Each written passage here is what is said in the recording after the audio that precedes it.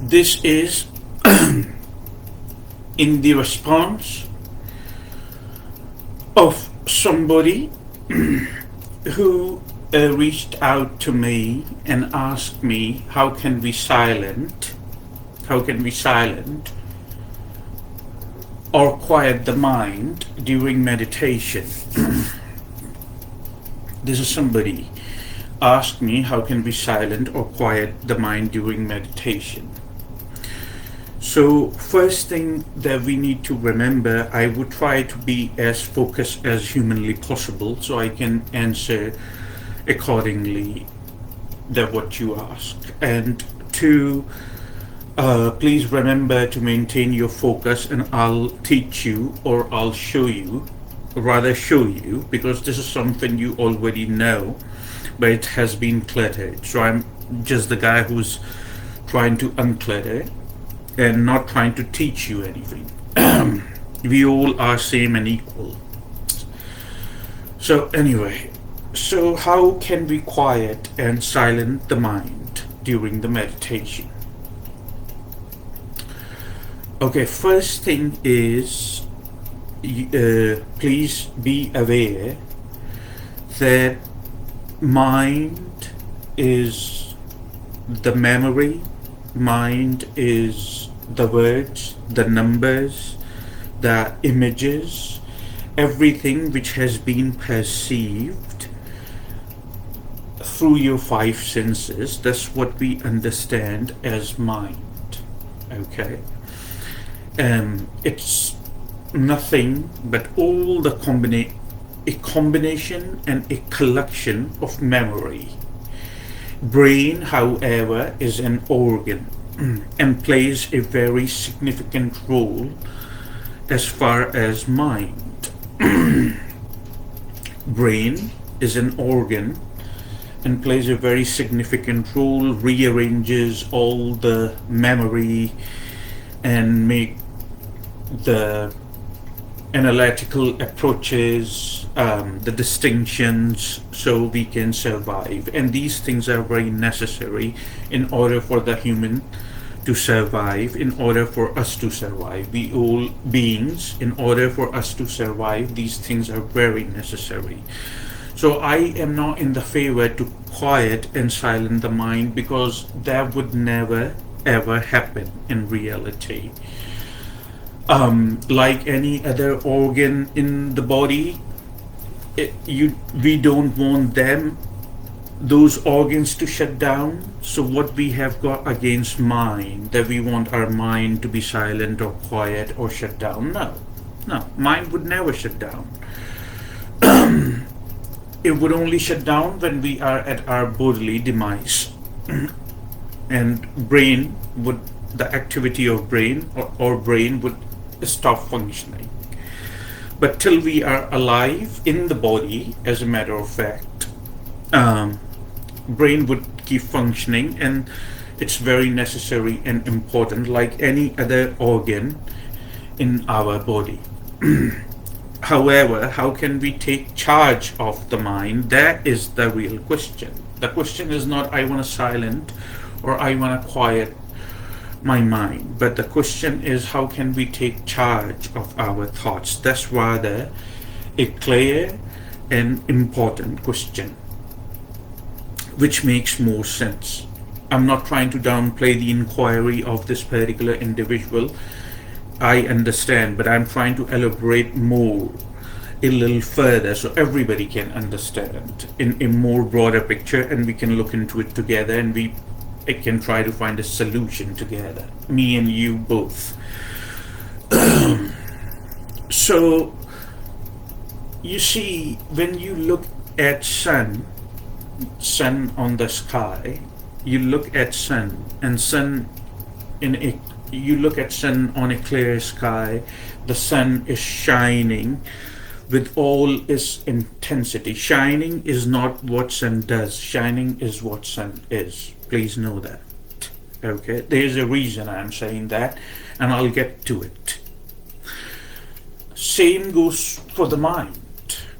When you understand there is no thought present, there is there is no mind present. I would repeat myself what I'm saying.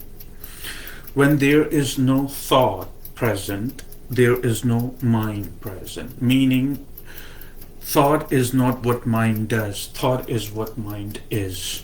And if we are not equipped with the proper tools, with the appropriate tools, then it would just keep going and going and going, and it would take you with it.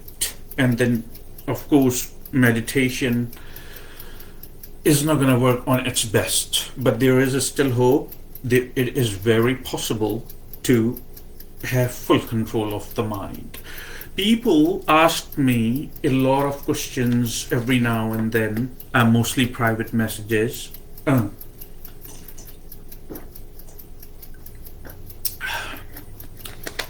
That can you elaborate further, a little further about meditation? So I would tell you about meditation that meditation is a word which has been heavily misunderstood, unfortunately, and heavily misinterpreted in all over the world, specifically in West, in America and in Britain, for the most part, heavily misunderstood, unfortunately. But it is very possible to look at the proper definition of meditation as it was formed back in ancient India. As it was formed back in ancient India. Meditation is not about focus on something in particular. Please know that. Meditation is not about focus on something in particular. You have seen people lighting a candle and looking at the candle, or there is a way to train the mind, which does not really work. It's very impractical, unfortunately. And meditation, or any number of things, when people try to concentrate on an object or try to play some type of music in the background and try to focus on that spiritual music, or try to look at a picture and try to focus on the picture, these are all objects outside of them. They try to focus their attention to that, only on one basically object most of the time. This type of attempt was tried many times, specifically in the West, try to bring attention to a certain point or to a certain object. But meditation has never been about to focus on a particular meditation has never been to focus on a particular object.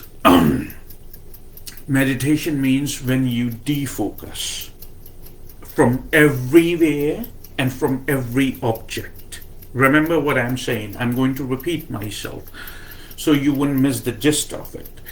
Meditation is not about focusing on somebody, on a spiritual figure, on a picture. Meditation is all about to defocus from everywhere. And now please remember something. When you defocus from everywhere, what remains is focus. Is the focus without any direction? Is the focus without any object? Is the focus without any spiritual figure? Is the focus without anything outside of yourself? If you want the meditation work best for you, the great thing you can do is to relax your focus from everywhere. I hope now you are understanding that how you can control the mind.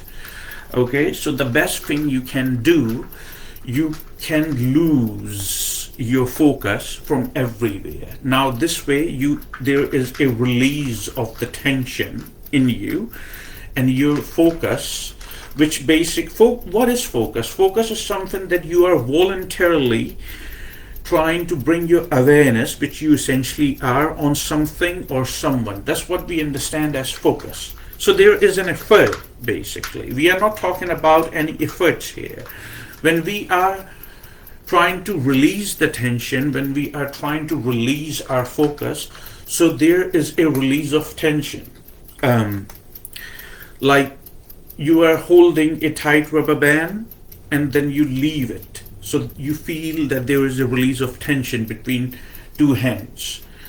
So that's what focus is. There is a release of tension. When there is a release of tension on a particular direction, on a particular person, or on a particular object, then there remains focus without any direction, and that's what real meditation is. In my last retreat, I said that Jiddu Krishnamurti mentioned the real meditation is when you forget everything which is known to you or handed to you. That's what it is, basically. It's all about defocusing from everywhere, and there remains a focus on everything. And after a while, when you make your practice every day, this practice, when you rapid or you frequent this practice every day, it becomes a part of you. That's how you make good things a part of you. And you would see there is a rise in energy. You would see there is a clarity in energy. You would have more vocabulary to communicate with people without even thinking. Or you would have more patience with people. There would be extremely less friction in you. You would feel more lighter because now you are getting in touch with yourself, your true self. And there is no distance here. Again, remember that there is no distance. Your own true self, pure consciousness and awareness is always and always there, just like always there. Okay, like a snap of a finger is always there, but it's been cluttered. You have been banded with numerous identifications. You have been told in numerous things, and without having to challenge this, you accept it as normal. But I can guarantee you, it's not normal. And when through this meditation practice every day, when you create a sufficient distance between who you essentially are, your body and your mind, then you can see that. So that I'm sure that answers your question to the person who asked that how can we stop the chattering mind. So you cannot stop the chattering mind. What you can do, you can train the mind in a way that it won't bother you. And how you do it? You defocus from everything. Now you can ask me, how do I defocus? See, how do I defocus? So let's look into it. First thing you need to understand, this is where you bring a little bit of physical practice in the picture. Like, for instance, I am still in a state of meditation. I have been since last 2 hours. I just showed up here on the screen, but before that I was in a state of meditation without any thoughts. So there comes a point in your life that you achieve the kind of strength and that kind of control, and it is very possible, because when I can do it, so can you. Real me and real you are the same, exactly the same. Okay, so this is where you bring a little bit of physical practice, which is a type or very fundamental picture of Kriya.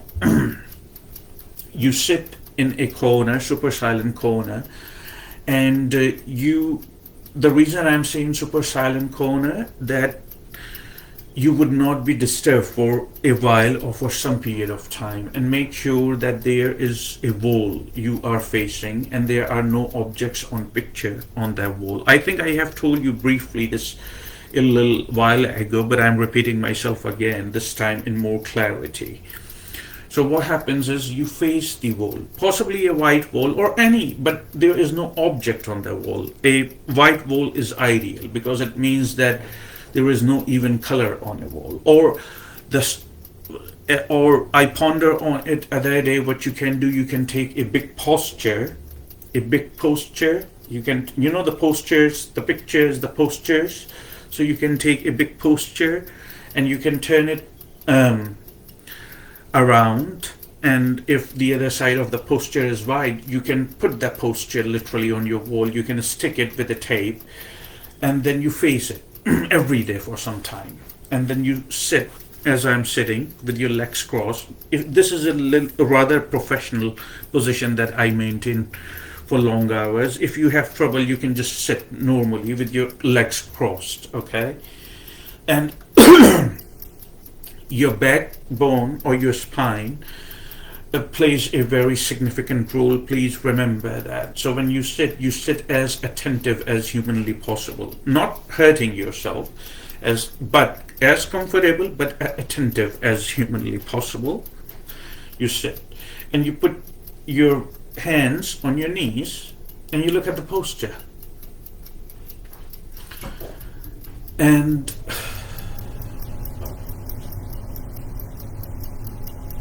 you release air. You inhale. You exhale. You don't have to move like I'm rocking right now because I'm in a very profound state of meditation. That would happen after a while. But you inhale and you exhale and you just keep looking. Now a thought would arise. The first thing you would realize that you would become very uncomfortable because now your mind, which is nothing but the combination and collection of memory, thoughts, images, and everything what you have perceived through your five senses, would go nuts because it used to be employed, remember? But now this time the mind is on vacation, or you are trying to send the mind away for some time.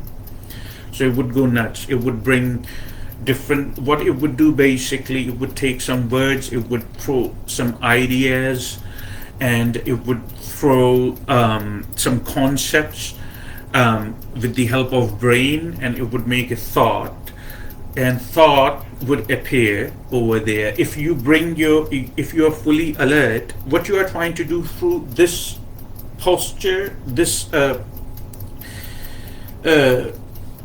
what you are trying to do through while sitting like this in this particular posture, you are trying to bring more control on your thoughts basically. So that's the main reason. And the reason you are looking at the white stuff, or the reason you are looking at the back of a posture, is because you don't want to further engage in a thought process.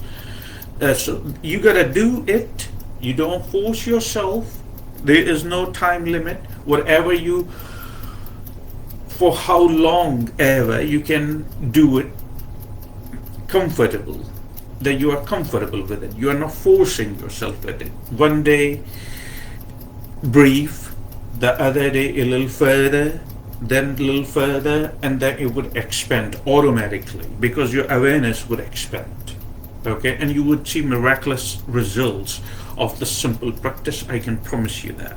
Okay.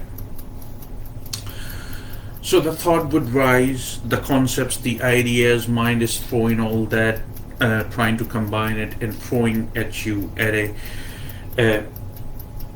basically at a form or in a form of thought. It's the mind is combining all that and throwing at you in a form of thought. Now, when a thought has risen in you to do something or to attend something, make sure that everything in your house, in your surroundings is quiet and taken care of. Usually for me, what works best is the morning time, because morning time, of course, you wake up fresh, you are ready for the day. So I go around, I take a look first in the house. Okay, nothing need to be attended, everything looks good and secure. Okay, and then I am consciously aware that I don't have to worry about anything. Then I sit in a super silent corner every day, and first I establish through this posture, and then I go further and further and very profound state of meditation, which I will not mention in this stage because this is a very primary stage for you. So then the thought risen and trying to grab you, trying to compel you that you need to attend to me. So you need to understand something. It's just a thought. It's not telling me something new. You see what I'm saying? Thought is, you cannot know something new through a thought. Please know that. A thought may look very new, but you cannot know anything new through a thought. Thought is already what you already know. Thought is something what you already know. All the data you have gathered through your five senses, which are outbound, I'm sure now you are paying a little more attention to what I say, which are all outbound for five senses. Every data and everything what you have gathered, basically, that's what you understand as human thought. Thought is not telling you something new. You need, if when you have that awareness inside you, you would not pay attention to the thought. Okay, in the beginning it seems like a workout because now you are going against everything what you have been told, but after a while it would get easier and easier for you. Please remember that.